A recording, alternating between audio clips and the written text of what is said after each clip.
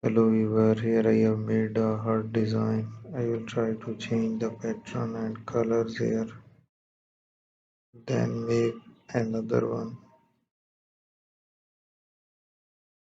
Let's use the new shape.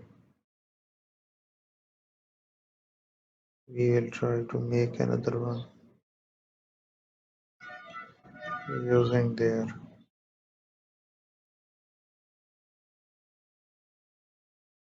So we can also add the layer styles into that designs.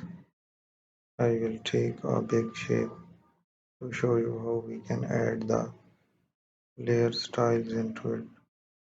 We can use the eraser tool to make it more fascinating.